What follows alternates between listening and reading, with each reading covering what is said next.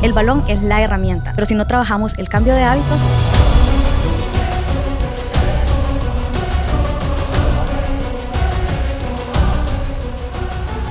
Bienvenidos a un nuevo episodio de Digestorión. El día de hoy tenemos una gran invitada que juega un pilar fundamental en los pacientes con obesidad. Noelia. Así es. Gracias. Me presento con ustedes. Soy Noelia Enríquez, soy nutricionista bariatra y desde hace un tiempo vengo acompañando a los pacientes bariátricos en sus diferentes procedimientos. Pero cuéntanos un poco más sobre ti. O sea, también tienes la especialidad en la parte de bariatría, ¿no? Así es. Desde hace un tiempo vengo acompañando a los pacientes en sus procedimientos bariátricos. Pueden ser cirugías de todo tipo, bypass, manga, y trabajo también con el doctor Daniel Reyes y desde hace un tiempo con Vamos haciéndole publicidad al doctor Daniel Reyes. Está bien, no pasa nada. Saludos, doctor Daniel. Pero bueno, y la verdad que es fundamental en los pacientes que sepan qué van a hacer desde antes de un procedimiento, ya sea quirúrgico o no, o igual durante el procedimiento y posterior a estos procedimientos. ¿Cómo ayudas o qué papel juega la nutricionista bariátrica previo a una cirugía, por ejemplo, a un bypass gástrico? ¿Qué haces con el doctor Daniel Reyes? Así es. Mi acompañamiento se centra más que todo en el cambio de hábitos. Si es, por ejemplo, en una cirugía, el procedimiento cambia, lo llevamos a perder peso desde antes de la cirugía.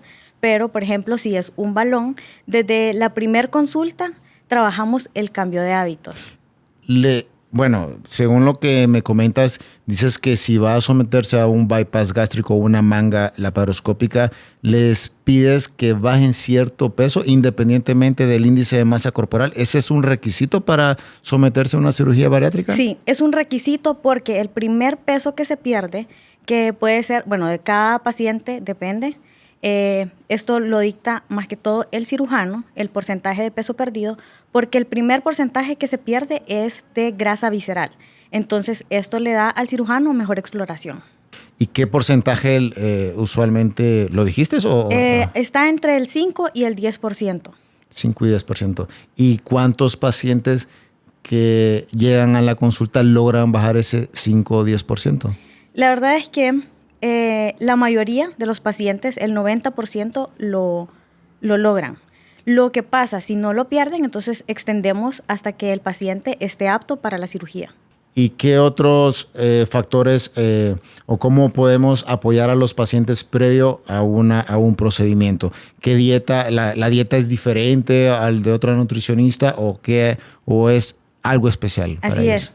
Así es. Por ejemplo, si hablamos de un balón, antes de la implantación del balón, el paciente debe someterse a una dieta de líquidos. Eso es para adaptar o para trabajar el tracto gastrointestinal para que esté apto para la implantación. Ahora, ya que mencionaste el balón intragástrico, ¿creen que va a quitarles el hambre el balón intragástrico? Y la verdad que déjenme decepcionarlos porque no va a ser así. Quizás los primeros semanas o el primer mes que tienen mucha sintomatología, su ingesta va a disminuir, pero realmente no es la principal función. Entonces, además de la dieta líquida, ¿qué pasa o qué tiene que hacer el paciente posterior a la implantación del balón intragástrico? Así es. Yo, como les digo a los pacientes desde la primera consulta, es que el balón es la herramienta, pero si no trabajamos el cambio de hábitos, entonces difícilmente la herramienta va a darnos todos los beneficios que tiene. Desde la primera consulta se trabajan cambio de hábitos, por ejemplo, horarios de comida, horarios de sueño, para que las hormonas se vayan regulando. Porque como usted dice, el balón no va a quitar el hambre. Lo que va a dar es saciedad por mayor tiempo. Entonces, aprendiendo a leer las señales de hambre y saciedad, entonces el paciente tiene la herramienta y alcanza los beneficios, dando nosotros los recursos para que el paciente aprenda y entienda sus señales de hambre y saciedad. Ok, en paciente de balón intragástrico, al momento de que se implante el balón, ¿qué pasa? ¿Hay fases para poder ir implementando o ir que el paciente vaya aumentando pues la consistencia de los alimentos o qué le dices a ellos? En la primera consulta se les enseña cómo van a ir gradual avanzando en fases.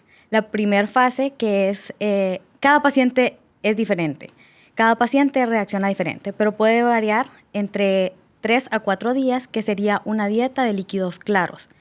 En esta solo vamos a usar líquidos que se vean a contraluz, bajos en grasa, sin azúcar, en temperaturas que vayan de tibio a frío porque tienen mejor tolerancia. La siguiente fase sería una fase de líquidos completos donde vamos agregando gradual algunas frutas, algunas verduras, yogur, leche y siempre acompañado con la proteína. La siguiente fase ya son las papillas o purés y cada fase es preparando al estómago para alcanzar una dieta que sea completa porque el paciente con el balón vuelve a comer de todo. Lo que aprende el paciente es a priorizar la calidad sobre la cantidad. Entonces, en la tercera fase, que serían las papillas, la consistencia ya va mayor consistencia, ya van más alimentos y así vamos avanzando, agregando un alimento por día, puede ser a tolerancia siempre, para que el paciente alcance la dieta adecuada. ¿Consideras que los pacientes con bypass gástricos sí necesitan o no vitaminas o algún requerimiento especial? Así es. En los procedimientos que son mal absortivos, como el que usted mencionaba, sí es necesario y estos pacientes quedan de por vida suplementándose con proteína, con multivitamínicos, pero en pacientes que tienen procedimientos restrictivos no es necesario. Por ejemplo, con el balón no es necesario después del retiro del balón seguir suplementando. O en algunos casos que el paciente tiene una buena masa muscular, no es necesario, al menos los primeros meses sí, pero después de los 6 meses, si el paciente tiene un buen tono muscular, no es necesario seguir suplementando. Una de las funciones, por ejemplo, del balón intrástrico, que es lo que pues estamos colocando en este momento, es que retrasa el vaciamiento gástrico y de hecho esa es una de las principales funciones del balón, es cómo funciona. Al haber un retraso del vaciamiento gástrico, vemos que la alimentación o los alimentos pueden estar hasta 2 o 3 días ahí. Entonces, 1 de 10 pacientes pueden pedir que les retiren el balón o puede ser que incluso un mes después, porque no digieren adecuadamente ciertos alimentos. ¿Y por qué menciono esto? Porque la alimentación del hondureño, donde pues estamos trabajando, la gran mayoría son difíciles de digerir. Por ejemplo, si vamos a una baleada, que es frijoles, queso, mantequilla, entonces el paciente después de comer algunos alimentos va a tener muchos síntomas. ¿Cómo se van a presentar? Sensación de llenura, gases, incluso halitosis, que es un mal aliento, porque tienen alimentos de 2 o 3 días en el estómago. Entonces, esa parte sí es importante que la nutricionista nos apoye en cuanto a un buen, ¿cómo le llaman? ¿Una buena dieta? ¿O? Un buen manejo.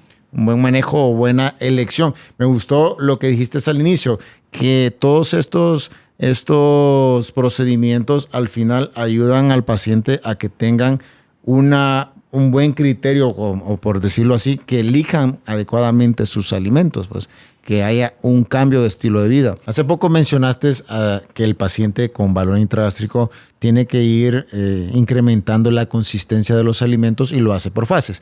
¿Qué pasa si un paciente está en los primeros 3 días, 4 días y quiere comer comida sólida? Sí. ¿Qué pasaría si rompes la dieta? Lo primero es que ni siquiera deberías pensar en romper la dieta, porque ¿qué es lo que pasaría?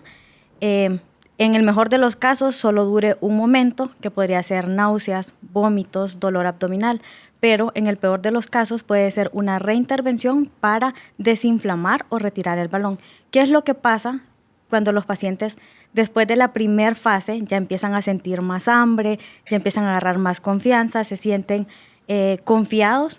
Lo que les explico siempre a los pacientes, la boca sigue siendo la misma, pero el estómago ya tiene un cuerpo extraño. Entonces el cerebro tiende a rechazarlo y es ahí donde presentan esos síntomas de náuseas, dolor abdominal, vómitos.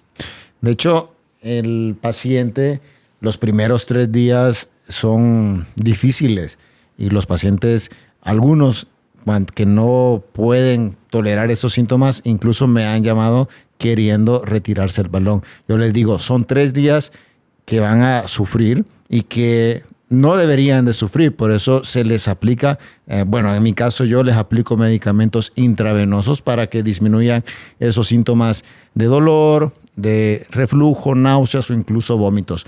Como la tolerancia a los líquidos se disminuye, entonces incluso se le puede hidratar por vía intravenosa, porque puede ser que el paciente se pueda deshidratar. Claro que si después de un tercer día el paciente no mejora o que si persiste con vómitos, tenemos que revisar, porque si pueden haber complicaciones y una de ellas es la obstrucción y tenemos que ir a revisar, ver si realmente el balón no está con alguna de estas complicaciones. Cada paciente es muy diferente. Algunos pacientes sí presentan los primeros 3-4 días mucho malestar, el estómago rechaza mucho ese cuerpo extraño, pero también hemos tenido pacientes que les duran apenas unas horas o apenas un día. Entonces, por esta parte, sí es de aclararles a cada paciente que cada cuerpo reacciona diferente. Cada paciente no va a tener la misma tolerancia y esto varía muchísimo. Pero eso es, como dices, va a depender de cada paciente y es el umbral del dolor. A veces creemos, las mujeres dicen que el umbral del dolor es mucho más alto que el del hombre y no siempre es así. Pero sí, esos 3 días son muy difíciles. Luego viene que ese mes donde el paciente también pregunta cuándo puede hacer ejercicio. ¿Qué les mencionas a ellos acerca de la nutrición o no tiene nada que ver? Así es. El paciente, desde los primeros días tiene que tener cuidado, por ejemplo, desde la postura, al estar comiendo, estar sentado correctamente, no tener movimientos bruscos, pero dependiendo cómo van evolucionando, entonces se les va indicando siempre desde las primeras fases actividad física. Los primeros días van a ser con su propio peso, o más que todo cardio, que es lo que les ayudaría para la pérdida de peso. Pero cuando van avanzando en las fases y van pasando los meses, el paciente vuelve a tener la misma actividad física o puede aumentar, entonces el paciente vuelve a hacer de todo. De hecho, cada vez que van bajando de peso, la resistencia mejora y pueden ir incrementando el ejercicio. Es importante algo que dijiste en cuanto a las posiciones. El balón se acomoda en el fondo del estómago. Entonces, idealmente la posición para dormir el paciente tiene que ser del lado izquierdo. Entonces, eso es algo que yo les recomiendo a los pacientes que siempre, incluso tengan o no tengan balón, porque ahí los episodios de reflujo son menores. Otra recomendación que yo les doy es que cuando se estén alimentando, o ya sea el almuerzo o cena, que traten de consumir lo menos posible los líquidos y que sí se tienen que hidratar, pero entre las comidas, porque si se llenan de líquidos, entonces ya luego no van a poder comer, porque recordemos que el balón intragástrico ocupa un espacio, entonces las cantidades o las porciones tienen que ser menores. Así es. En mi caso, yo les recomiendo que trabajemos, lo ideal es separar líquidos de sólidos. Porque lo que usted dice, que los líquidos tienen un espacio, los sólidos otro espacio. Entonces, estamos dejando de aportar nutrientes y saciarnos rápido. Y lo que estamos prefiriendo es saciarnos con calidad de alimentos. ¿Cómo vamos a lograr esto? Con la suficiente masticación. Sentarnos, entender lo que estamos haciendo, concentrarnos, y disfrutar ese momento.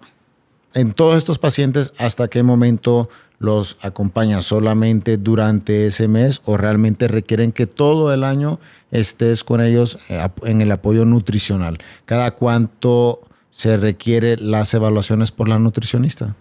Lo ideal es empezar desde antes, sobre todo para identificar si hay deficiencias o si se necesita trabajar sobre todo algún tipo de hábito que esté afectándonos en la pérdida de peso. Pero lo ideal es de la implementación del balón, por ejemplo, acompañarlos en las primeras fases y después cada mes para irlos llevando hasta una dieta donde sus calorías se adecúen con su peso. Me imagino que tienes algunos pacientes que consumen algún vino, algún vodka o no sé, algún licor. ¿Qué les sugieres a los pacientes? Que si pueden o no tomar alcohol durante algún, ya sea el balón intragástrico o en la cirugía. Se los explico de esta forma.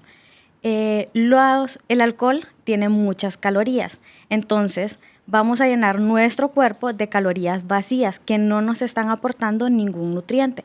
Entonces, no es que nunca van a volver a tomar una copa de vino o no es que nunca más vuelven a probar el alcohol, pero lo ideal es que durante tienen el balón con ellos, entonces que aprovechen esta herramienta. Y la otra de las cosas sería llegar a la meta que nos hemos propuesto. De hecho, es muy importante pues el apoyo multidisciplinario, la psicóloga, la nutricionista, para poder lograr ese objetivo. Cada procedimiento pueden o tienden un porcentaje para perder peso. Lo ideal es que antes de tomar una decisión si se van a hacer algún procedimiento o no, o incluso aquellos pacientes que buscan un procedimiento y que solamente requieren un apoyo por la nutricionista o incluso el endocrinólogo o internista para bajar de peso y que tampoco requieren un procedimiento como tal. ¿Te pasa con estos pacientes? Así es. Llegan pacientes a la consulta, lo que usted mencionaba en el episodio anterior, que están con la idea del balón, por ejemplo, pero que cuando ya se dan cuenta o en el momento de la implantación se dan cuenta de que por alguna razón no se puede llevar a cabo el procedimiento. Entonces, con estos pacientes lo que se hace es seguir una dieta, trabajar lo que está impidiendo la implantación y continuar hasta que el paciente sea apto para este procedimiento.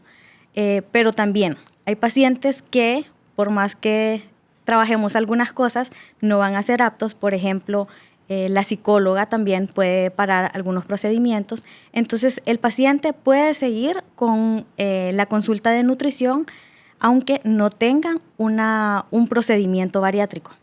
Tenemos aquí también audiencia, público en el podcast. Queremos invitar no sé si hay alguna pregunta del público o algo. De hecho, no solo estamos nosotros aquí grabando, así que una pregunta para mí o para la